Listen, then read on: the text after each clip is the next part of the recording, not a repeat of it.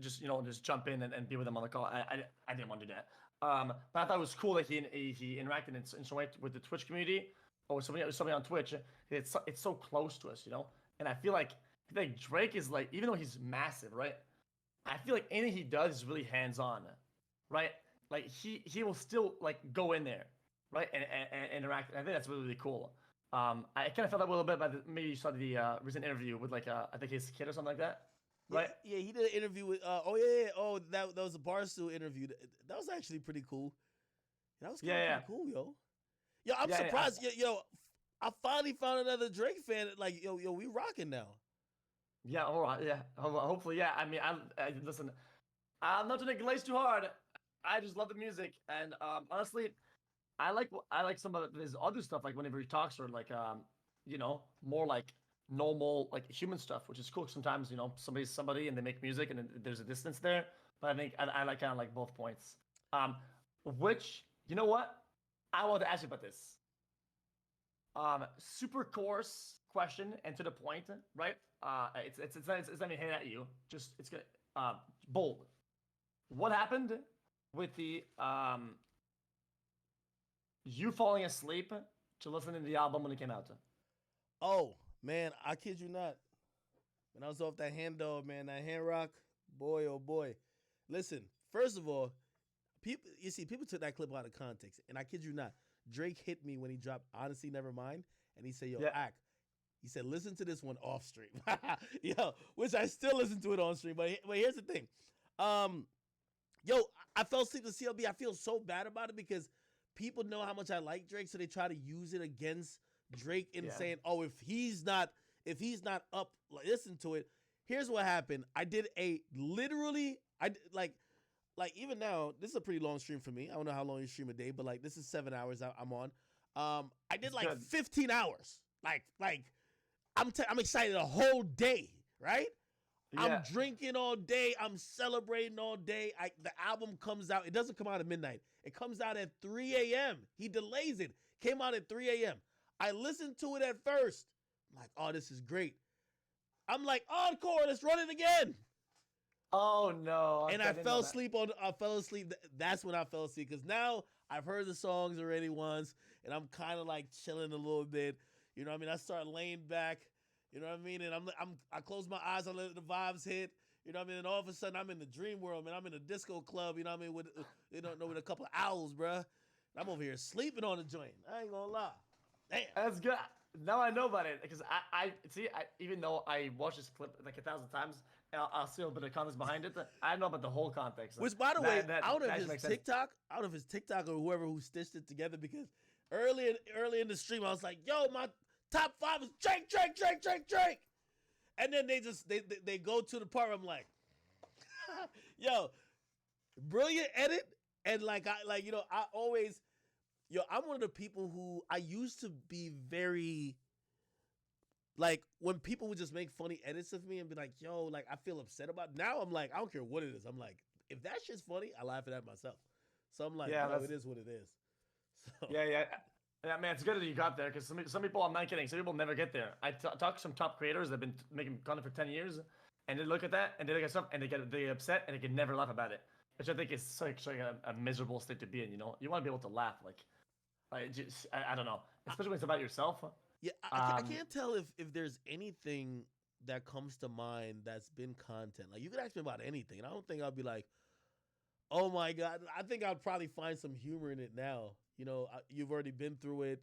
Again, not saying while in those moments or whatever, but you get to realize it's the internet, and if you slip and fall, it probably hurt. And like, say you even like dislocated something, like it hurt in the moment. But for me, I'm the type of guy, like, if 2 years later they made that into a funny thing, I'd probably find some humor in it. I ain't gonna lie to you. Yeah, for sure. Yeah. What do you think would be your actual top 3? Fuck it. If you were to rate like Drake's album or Drake's song, give me like an actual top 5. Top 5 of only his discography. Oh yeah, no, the top 5 of the discography is pretty easy. So we got to go. Take Care. That's big numero uno for me. Then we got to go Nothing Was the Same. Now it's gonna get a little bit tricky after that, right? Because we got a few albums coming up. I actually had a hard me and I'm not well. I am name dropping, but me and Kevin Durant argued for hours. Like he's a hip hop fan. Me and Yeah. Kevin Durant argued for hours about this shit. Because I remember putting Scorpion in the top 5, and he was just like, "Nah, Scorpion isn't in it." I think he like said More Life, and I was like, "Nah, brother." Okay, so those are easy. Yeah. No, If Your Arena's Too Late is third. So first is Take Care. Second, Nothing Was the Same. If Your Arena's is Too Late, we're putting that as third. We're probably gonna go. I'm going Scorpion. I'm throwing Scorpion in 4. And I forgot what my 5th is. Yeah.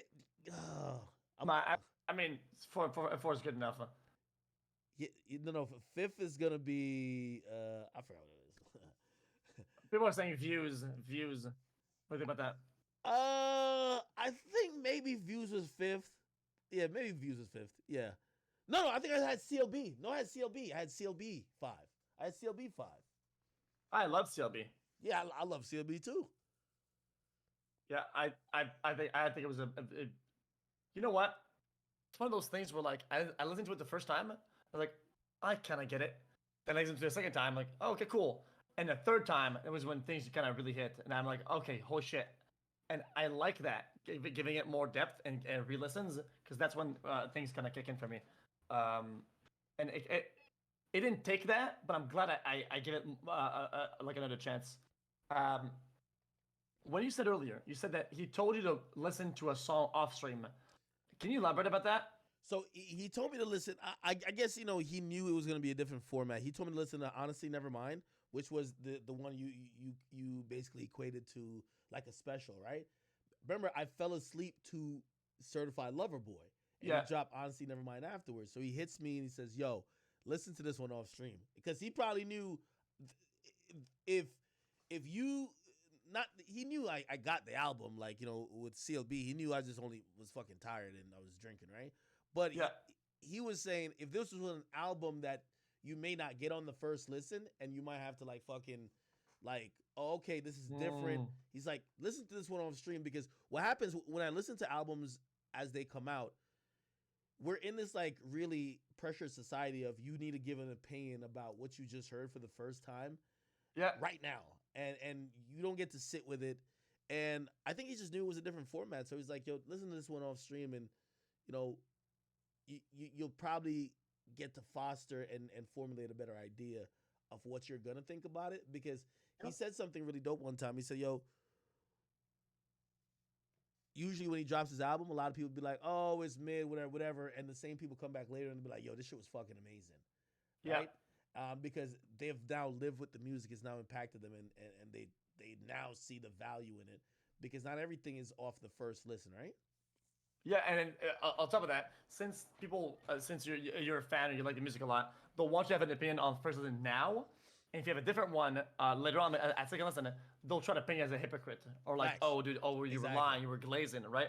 When sometimes it's not like that. Sometimes you change your mind. Sometimes it takes another listen, and then you were just wrong. I don't think there's anything wrong with that. I don't think there's anything wrong with being wrong or changing your idea about something. That's a very natural human process that people will devalue because they want to get back at you, which I think is kind of stupid.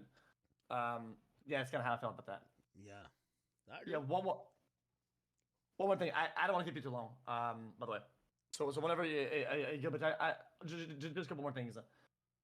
I want to know more about earlier we spoke about when things get real. When you go to like an event that you made and then you interact with your people. It's when things get real, right? When people think about like the grind and making it, right? Who was the first celebrity or the person that you looked up to as an artist or whatever? Who was the first person that whenever you got the chance to meet them or interview them, that you were like, holy fuck, we made it. We're out here. When did that happen? And who was it? Honestly, it felt a little real. So I guess it would probably be Charlemagne. I looked up to him as someone that was dominating the radio space, and I wanted to be like him.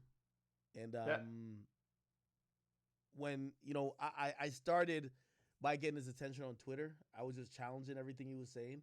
So I would just always have like maybe a different take or whatever, but it wasn't hate.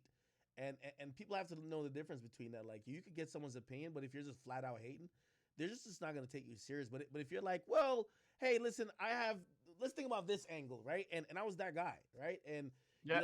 he was someone who definitely believes that steel sharpens steels, and Sorry, can you say that again?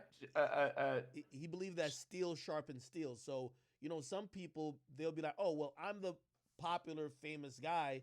I don't need to be going back and forth with you. But he was different. He used to say, well, if you have an idea or if you have something that kind of I could like, he would go back and forth with people to probably sharpen himself. Do you get what I mean? Yeah. Yeah, And for sure.